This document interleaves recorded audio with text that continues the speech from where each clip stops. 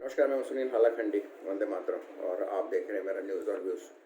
आज फिर से चर्चा करेंगे बंगाल के चुनाव की और विशेषकर ममता बनर्जी की। आज ममता बनर्जी की जो कॉन्स्टिट्यूंसी है नंदीग्राम, उसमें पोलिंग हो रही है और अभी तक की खबरों के अनुसार सब कुछ शांतिपूर्वक हो रहा है। शायद ममता बनर्जी भी पोलिंग स्टेशन पर पहुंची है।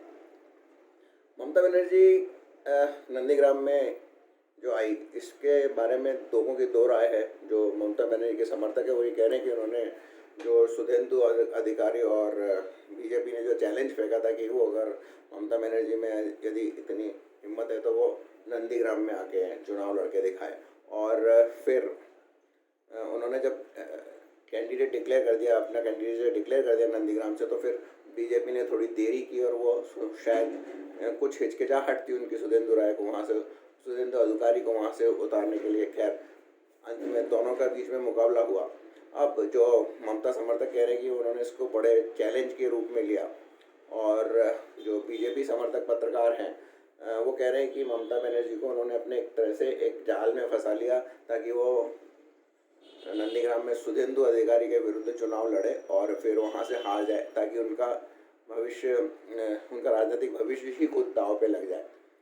शुभेंदु अधिकारी का नंदीग्राम में पूरा पारिवारिक संबंध है और उन्होंने पिछले 50 साल से उनके परिवार में जो नंदीग्राम के वोटर्स से संबंध है। और वहाँ पे कई तो ऐसे लोग हैं, मतलब सैकड़ों या लाखों ऐसे परिवार होंगे जिनको, इस लाखों तो नहीं मतलब हजारों ऐसे परिवार होंगे जिनसे उनका व्यक्तिगत 1-to-1 संबंध रहा है। तो ये काफ़ी मुकाबला चैलेंज का, इसलिए मजबूर हो गया है ममता बनर्जी को वहाँ पे 3 दिन कैंप भी करना पड़ा। हालांकि ये इसका एक कारण ये भी हो सकता है कि ममता बनर्जी ने अपने आप की चोट से उभरने के लिए एक स्थान चुना था कि उनको ज़्यादा ट्रैवलिंग नहीं करना पड़े और उनकी चोट को जो सुधरने में, रिकवर होने में उनको जल्दी हो सके, ताकि वे फिर से अपनी पूरी फॉर्म में आ सके, उनकी मोबिलिटी बढ़ जाए। तो शायद ये कारण हो सकता है, जबकि लोग कहते हैं कि वो घबरा के वहाँ आई। और ऐसा सच भी है। और अब तो मेरे ख्याल से लगने लगा है कि ममता बनर्जी को भी वहाँ से अपने हार का भान हो गया है और इसीलिए कल उन्होंने एक चिट्ठी लिखी विपक्षी दल के नेताओं को। आपको याद होगा कि चंद्रबाबू नायडू के आंध्र प्रदेश में काफ़ी स्थिति खराब थी 2019 में विधानसभा चुनाव के बाद में, और वो एनडीए से अपना नाता तोड़ चुके थे। जगनमोहन रेड्डी काफ़ी तेज़ी से वहाँ पे बढ़ रहे थे और कोई भी राजनीति के बारे में जो ABCD या कुछ भी जानता है उसको ये मालूम था कि चंद्रबाबू नायडू वहाँ से नहीं जीतेंगे। जगनमोहन रेड्डी आराम से वहाँ पे बहुमत लेके आएंगे और TDP की चंद्रबाबू नायडू की सरकार को वहाँ से फेंक देंगे। और अंत में हुआ भी ऐसे। तो क्या ये आप सोचते हैं कि चंद्रबाबू नायडू को मालूम नहीं था? उनको अवश्य मालूम था। और जब लेकिन उनको ये मालूम था कि ये इतना अंदाजा नहीं था कि उनका पूरा वहाँ से सफाया हो जाएगा और यहाँ तक कि उनको लोकसभा में भी गिनी चुनी सीटें ही मिलेंगी। तो जब उनको था कि राज्य से वो बेदखल हो जाएंगे, राज्य सरकार से वो बेदखल हो जाएंगे, तो उन्होंने कोशिश की सेंटर में अपना एक स्पेस बनाने की। और उन्होंने कर्नाटका में जो दो मुई सरकार देवगौड़ा और कांग्रेस की बनी, उसमें वहाँ पर उन्होंने सारे विपक्षी दल के नेताओं को एकत्रित किया ताकि उससे एक संदेश जा सके कि सारा विपक्षी एक हैं और अगला चुनाव एक साथ लड़ेंगे और बीजेपी को कड़ी टक्कर देंगे। उनका तो मंसूबा था कि बीजेपी को हरा ही दें, और सही भी था वो। और उसके तुरंत बाद जो 2 दलों ने मिलके, 2 या 3 दलों ने, कांग्रेस 3-4 दलों ने, या कहेंगे कांग्रेस, RLD, सपा और बसपा ने मिलके 2 उपचुनाव लड़े और उसमें नतीजा ये हुआ कि योगी आदित्यनाथ का गृह सीट यानी कि गोरखपुर में उन्होंने बीजेपी को हरा दिया था उपचुनाव में, लोकसभा में गोरखपुर में बीजेपी की सीट से। तो उसके बाद चंद्रबाबू नायडू 7वें आसमान में थे और वो कहीं केंद्र में अपने को प्रधानमंत्री, लेकिन उप प्रधानमंत्री की भूमिका में जरूर देखने लगे थे। अब ममता बनर्जी को भी नंदीग्राम में 3 या 4 दिन के बाद रहने के बाद, वहाँ की वस्तुस्थिति देखने के बाद, और जो उनकी रैलियों में और जो बीजेपी की रैलियों में जो अपार जनसमूह है और जो जन समर्थन है और जो जन समर्थन की ऊर्जा है, उसको देखने के बाद शायद ये भान हो गया हो कि वो वहाँ से चुनाव हार रही है और शायद कैरी फॉरवर्ड में वो बंगाल से भी चुनाव हार जाए। तो फिर उन्होंने चंद्रबाबू नायडू की लाइन पे होते हुए अपने लिए सेंटर में यानी केंद्र की राजनीति में एक जगह स्पेस ढूंढने की कोशिश की, और उसी का नतीजा था कि वो उन्होंने एक पत्र लिखा कि संघीय ढांचे पर, लोकतांत्रिक संघीय ढांचे पे नरेंद्र मोदी सरकार अटैक कर रही है और राज्यों को और अधिक अधिकार मिलने चाहिए। उन्होंने दिल्ली के नेशनल कैपिटल टेरिटरी बिल में जो संशोधन किए गए हैं और जिसमें उपराज्यपाल को सारी ताकतें दे दी गई हैं, उस पर भी उन्होंने उसका चर्चा किया। हालांकि उसका उनका कोई लेना देना नहीं है बाकी राज्यों की ताकतें, पावर्स और Delhi NCT national capital territory में काफ़ी फ़र्क है।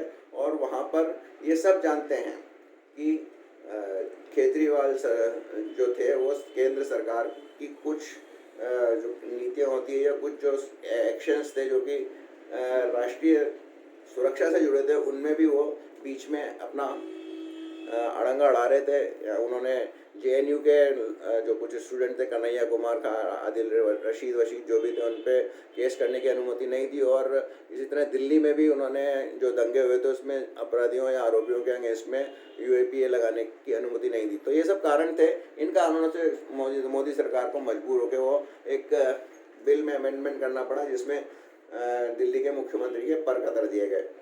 तो ये एक अलग बात थी, लेकिन ममता बनर्जी उसी काठ के घोड़े पे चढ़ के सेंटर में अपनी राजनीति चमकाने की कोशिश कर रही है। दूसरा एक कारण ये भी है कि यूपीए में एक तरह से लीडरशिप का वैक्यूम है। सोनिया गांधी बीमार हैं और वो शायद बहुत लंबे समय तक यूपीए की लीडर नहीं बन सकती। राहुल गांधी को दूसरे दल एक्सेप्ट नहीं करेंगे। और जो दूसरे नेता थे जो यूपीए चेयरपर्सन के सबसे बड़े दावेदार थे और जिन्होंने राइट अर्नेस्ट में कोशिश भी चालू कर दी थी, शरद पवार फिलहाल तो बीमार हो गए और 8-10 दिन से वो आउट ऑफ सर्कुलेशन हो गए हैं। वो बम्बई की जो एटालिया का केस है या फिर वसूली केस है उसमें पूरी तरह से अपने आप को घिरा हुआ महसूस कर रहे हैं। और ये भले हम पब्लिक डोमेन में कुछ भी नहीं आए, लेकिन ये शायद पॉलिटिशियंस को, जो ममता बनर्जी को और शरद पवार आदि सबको मालूम होगा कि शरद पवार कितनी दिक्कतों में है। और शरद पवार का जो एक तरह से दावा था यूपीए की हेड करने का, वो भी शायद कांग्रेस ने उसको ठुकरा दिया। और इसकी बहुत ही 2-4 दिन में पता चल जाएगा कि महाराष्ट्र सरकार का भविष्य क्या होता है। यदि अभी 2 दिन की मीटिंग होने वाली है कांग्रेस कमेटी की महाराष्ट्र के बारे में। हालांकि वो कह तो रहे हैं कि इसमें कोरोना से उपजी स्थिति के बारे में डिस्कशन किया जाएगा, लेकिन वो मीटिंग वास्तव में इस सरकार का भविष्य तय करेगी। तो क्योंकि इसके बाद शरद पवार उस रेस से हट जाएंगे, तो ममता बनर्जी ने एक तरह से ये चिट्ठी लिखकर अपना यूपीए चेयरपर्सन का एक दावा पेश किया है इस संभावित अपनी हार को देखते हुए। तो एक तो ये कारण है। दूसरी कारण है कि हारे हुए पॉलिटिशियंस के जो कुछ सिंबल्स होते हैं, जैसे एक तो ये कि उन्होंने नेशनल पॉलिटिक्स में अपनी स्पेस खोजने की कोशिश की, और दूसरा फिर वो अपने आप को हिंदू कहने लगी, चंडी पाठ करने लगी। और फिर जब उनको लगता है कि कहीं मुस्लिम नाराज नहीं हो जाए तो फिर वो मुस्लिम का भी या अल्लाह या अल्लाह अकबर या जो भी कुछ होता है वो पढ़ने लगती है। तो कंफ्यूज्ड तो वो नहीं है, लेकिन उनको निश्चित रूप से ये उनके लक्षण है कि उन्होंने कहीं ना कहीं हार देख ली है। हार होने की उनकी खासी संभावना है उसकी। राहुल गांधी के फुटस्टेप में वो मंदिर गई और अपने आप को हिंदू बताई, अपने गोत्र भी बताई कि यदि मंदिर के पुजारी ने उनसे गोत्र पूछी तो उन्होंने कहा मेरी माँ माने स्मार्ट हुआ, तो पब्लिक में आके बताने की उनको क्या ज़रूरत थी। इसका मतलब सीधी बात है कि उसके जरिए वो एक पॉलिटिक्स करना चाहती थी, अपने आप को हिंदू सिद्ध करना चाहती थी। अब दिल्ली में बैठे वाले बहुत बड़े पत्रकार, विशेषकर लुटियंस पत्रकार जो कि बीजेपी के विरोधी हैं, वो अब भी कहते हैं कि Muslim vote will be deciding factor in Bengal. या कहीं भी चुनाव होता है तो मुस्लिम वोट की वो बात करते हैं। मुस्लिम वोट डिसाइडिंग फैक्टर नहीं है बंगाल में। निश्चित रूप से हिंदू वोट ही डिसाइड करेगा कि अगली सत्ता में कौन आए।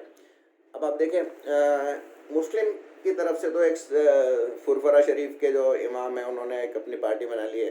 अब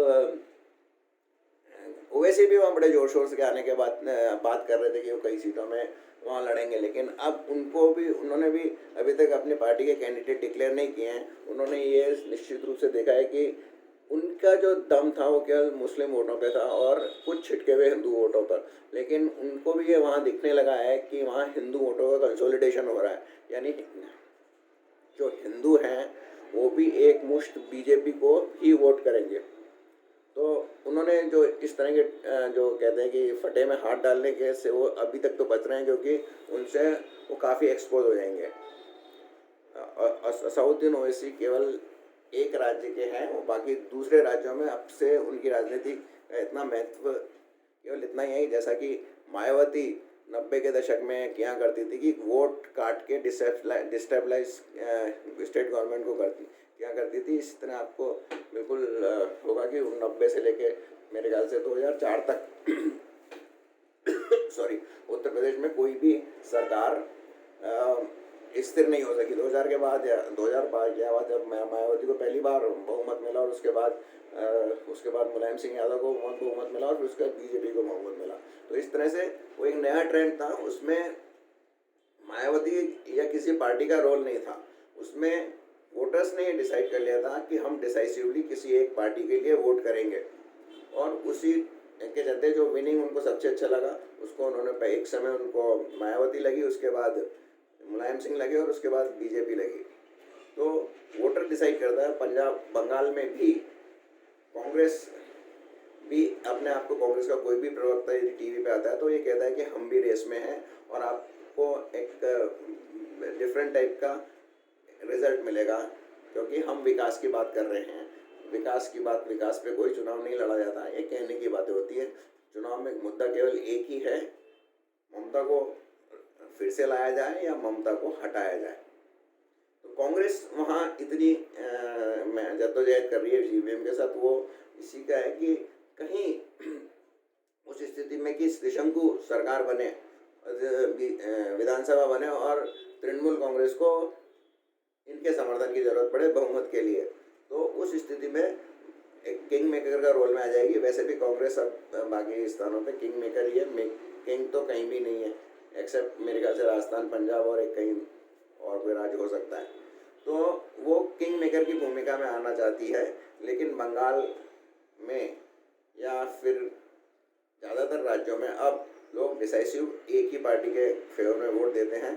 तो अगर क्लोज भी इलेक्शन रहा तो किसी एक पार्टी को वोट बहुमत मिलेगा, या तो बीजेपी स्वीप है या एक पार्टी को बहुमत है। ऐसा एक बहुत बड़े पत्रकार ने भी कहा है, बहुत बड़े जो एनालिस्ट हैं उन्होंने कहा था, मैं नाम नहीं बताना चाहता हूँ। तो बंगाल का चुनाव या तो बीजेपी स्वीप होगा या बहुत क्लोज टक्कर होगी जिसमें किसी एक पार्टी को, चाहे टीएमसी हो या बीजेपी हो, उनको बहुमत मिलेगा। ये स्थिति नहीं आएगी कि त्रिशंकु विधानसभा हो और फिर कांग्रेस और सीपीएम एक किंग मेकर की भूमिका में आ जाए। तो ये है आज के मेरे बंगाल के बारे में विचार। निश्चित रूप से ममता बनर्जी को हार सामने दिख रही है, इसीलिए वो नेशनल पॉलिटिक्स में अपनी स्पेस बनाने का उन्होंने पहला कदम रख दिया है। मेरे विचार आपको अच्छे लगे तो लाइक कीजिए और शेयर कीजिए इस वीडियो को, और अगर आपने मेरा ये चैनल सब्सक्राइब नहीं किया हो तो सब्सक्राइब कीजिए। बहुत बहुत धन्यवाद।